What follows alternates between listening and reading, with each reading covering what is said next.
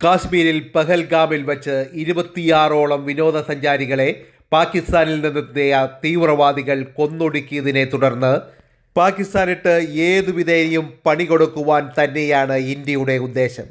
അത്തരത്തിലൊരു പണിയാണ് ഇന്നലെ ഇന്ത്യ പാകിസ്ഥാനിട്ട് കൊടുത്തത്. ഇന്ത്യയിലെ ഝലം നദിയിലെ അണക്കെട്ടുകളെല്ലാം തുറന്ന് വെള്ളം കുത്തിയൊഴുക്കി വിട്ടു പാകിസ്ഥാനിലേക്ക്. പാക് അധീന കാശ്മീരിൽ ഇതുമൂലം പല സ്ഥലങ്ങളിലും മുസാഫറാബാദ് അടക്കം പല സ്ഥലങ്ങളിലും വെള്ളപ്പൊക്കമുണ്ടായി. ഇത്തരത്തിൽ ഡാമുകൾ തുറന്നുവിട്ട് കൃത്രിമ പ്രളയം ഉണ്ടാക്കുന്നത് മണിയാശാനെ കണ്ടാണ് ഇന്ത്യ പഠിച്ചതെന്ന് ട്രോൾ. സോഷ്യൽ മീഡിയയിൽ ഇപ്പോൾ മണിയാശാനാണ് താരം. 2018 കേരളത്തിലുണ്ടായ പ്രളയം അത് മണിയാശാൻ ഉണ്ടാക്കിയതാണെന്നാണ് സോഷ്യൽ മീഡിയയിൽ ആളുകൾ പ്രചരിപ്പിക്കുന്നത്.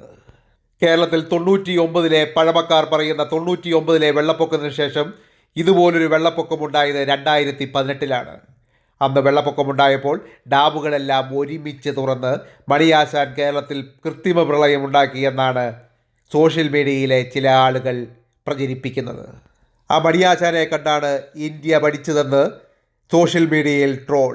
എന്താലേ 2018 പ്രളയം കഴിഞ്ഞിട്ടും മണിയാശാൻ തന്നെയാണ് സോഷ്യൽ മീഡിയയിൽ ഇപ്പോഴും താരം. എന്തായാലും മണിയാശാൻ ഉണ്ടാക്കിയതാണ് 2018 പ്രളയം എന്നതിന് രണ്ടഭിപ്രായമുണ്ടെങ്കിലും കാശ്മീരിലുണ്ടാക്കിയ, അതായത് പാക് അധീന കാശ്മീരിലുണ്ടാക്കിയ പ്രളയം ഇന്ത്യ ഉണ്ടാക്കിയത് തന്നെ.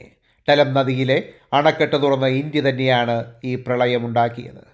ഏതുവിധേനയും പാകിസ്ഥാനിട്ട് പണി കൊടുക്കുക എന്നത് തന്നെയായിരിക്കും ഇന്ത്യയുടെ ഇനിയുള്ള ലക്ഷ്യം. അതിനുവേണ്ടി ഇന്ത്യ ഏതു രീതിയും ഉപയോഗിക്കുക തന്നെ ചെയ്യും. ജയ് ഹിന്ദ്, ജയ് ജവാൻ, ജയ് കിസാൻ.